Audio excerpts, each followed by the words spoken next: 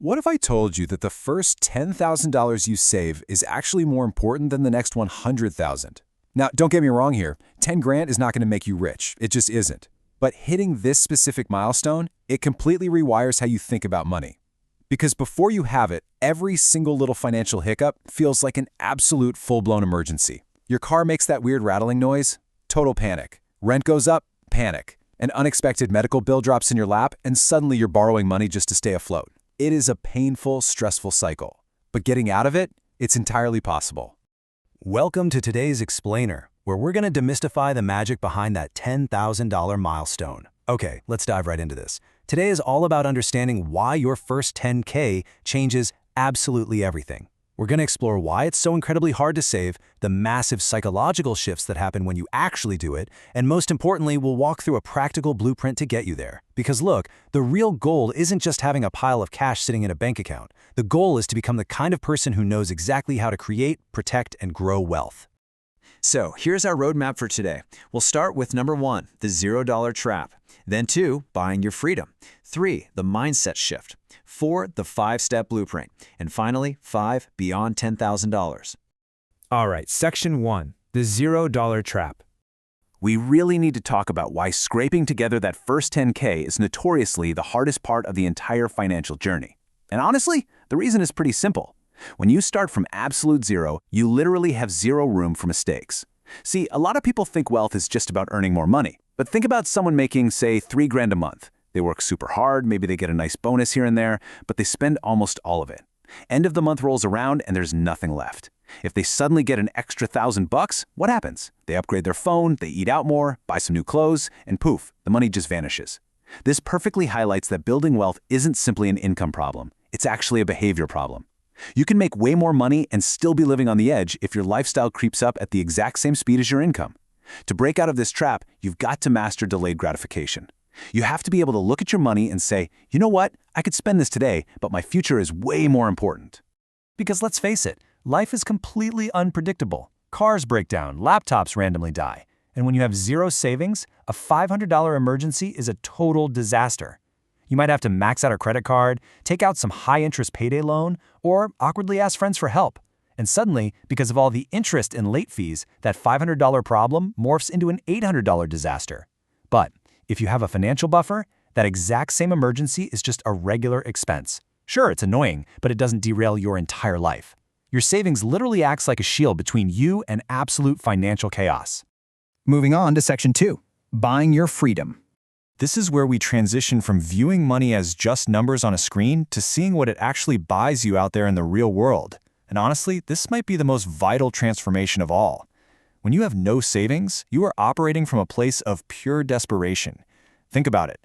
If you absolutely hate your job, like it's destroying your soul, you still can't just up and leave if your next paycheck is already spoken for by rent and groceries. You are completely trapped. But having that $10,000 cushion, that flips the script. You aren't going to go make reckless decisions, obviously. But now, you have time. You've got the breathing room to actually search for a better job. You have the funds to grab a $500 online course to learn a new skill, or maybe even the seed money to start a cool small business. And most importantly, you gain the absolute power to say no to terrible opportunities. There is a deeply powerful truth here. Financial reserves create choices, and choices are one of the absolute foundations of freedom. Now, money itself doesn't automatically make you free, but man, it creates choices. It gives you the ability to evaluate opportunities instead of just automatically rejecting them because your bank account is running on fumes. And let me tell you, that is a massively powerful position to be in. All right, section 3, the mindset shift. As you start building up this cash reserve, a really deep psychological transformation starts happening. You actually start to view yourself differently. Right at the beginning, you might be telling yourself, I'm just not the kind of person who can save. But then, you hit your first $500. You log into your account, look at that balance, and this tiny little spark of realization hits you. You think, wait, maybe I can actually do this. So you keep pushing, and suddenly you hit $1,000.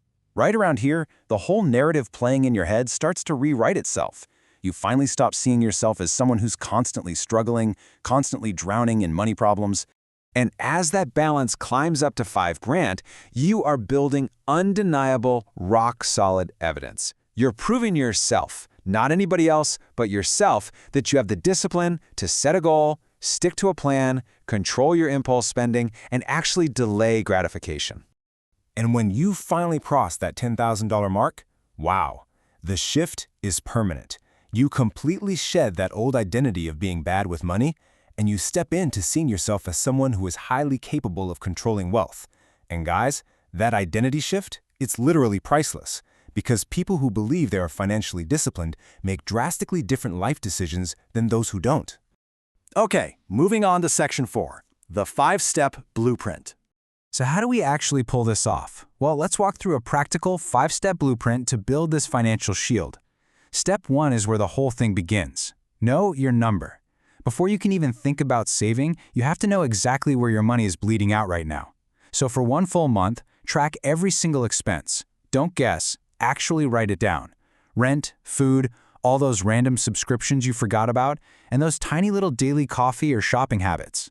Those small purchases seriously matter because financial leaks are almost always totally invisible until you force yourself to write them down. Step 2 is to create a specific target. Just vaguely saying, I want to save more, is basically a recipe for failure. It's way too vague. You need a timeline based on your actual reality. Look, if you can swing saving $500 a month, you're going to hit $6,000 in a year. If you can push it to $800, that's almost $10K. And if you manage $1,000 a month, you're at $12,000 in a year, completely blowing past that $10K goal. The real key here isn't comparing your speed to some finance guru on the internet. It's about building a solid, mathematical system that actually works with your current income. Step 3 is all about increasing the gap between what you earn and what you spend. Look, cutting expenses is great, it definitely helps, but you can't reduce your rent or your grocery bill to 0, right? There is a hard mathematical limit on frugality, and that is exactly why increasing your income is your most powerful lever. You could learn a valuable new skill, take on some freelance work on the side, start a low-overhead service business, create digital products, or just aggressively seek higher-paying employment. The goal here is definitely not to work yourself into the ground. It's to strategically widen that gap so you have way more surplus cash to capture. Now, steps 4 and 5 are all about locking this behavior in through an automation reversal. See, most people do this. They get their paycheck, they spend it on life, and then they try to save whatever happens to be left over. Spoiler alert, there's usually nothing left. To win this game, you have to reverse the flow. The second your income hits your account, automate a transfer so you save first. Boom, done. Then you force yourself to live on whatever's remaining. You are literally making your future self a priority over your present self. And step 5, don't touch it. Your emergency fund is not a vacation fund. It's definitely not for upgrading to the newest smartphone. Its one and only purpose is to buy you stability. Protect it fiercely. And finally, Section 5, beyond $10,000. Listen, this 10K milestone, it is not the end of the road. A massive mistake people make is they hit their savings goal, give themselves a big pat on the back, and just stop learning. Please do not do this. $10,000 is your foundation. Once you've got that shield up, it's time to transition into real long-term wealth building. Because saving protects your money, sure, but investing is what actually grows it. Now you can start focusing on retirement planning, building out a business, or creating brand new income streams. You're basically upgrading from simply guarding your money to putting it to work. And here is the really beautiful secret to all of this. The exact same skills you used to scrape together that first 10 grand. Those are the exact same skills you need for the rest of your life. It's called the wealth cycle. You earn, you control your spending, you save the gap, you protect it from yourself, you invest it wisely, and then you watch it grow. And then you just repeat it. If you can intentionally build up $10,000, there is no doubt you can absolutely build $50,000 or $100,000. The numbers get larger, but those fundamental core principles, they never, ever change. So the absolutely crucial point here is this. The true value of reaching this milestone isn't the pile of cash sitting in your bank. Not really. It's the person you had to become to get there. You learned actual discipline. You learned how to sacrifice a little bit today for a much better tomorrow. You created permanent financial breathing room for yourself, officially moving your life out of panic mode and into strategic growth mode. Your first $10,000 is not the finish line. It is undeniable proof that you have what it takes to build wealth. So as we wrap up this explainer, I really want to leave you with one final thought. Now that you know the blueprint and you know you have the ability to build this foundation, how far can you take it? Seriously, challenge yourself to start today. Track those expenses, increase that gap, and build your shield. If this explainer helped you look at your money through a completely new lens, make sure to hit subscribe for more practical, actionable lessons on financial development. Start getting intentional with your money today, and I'll see you in the next one.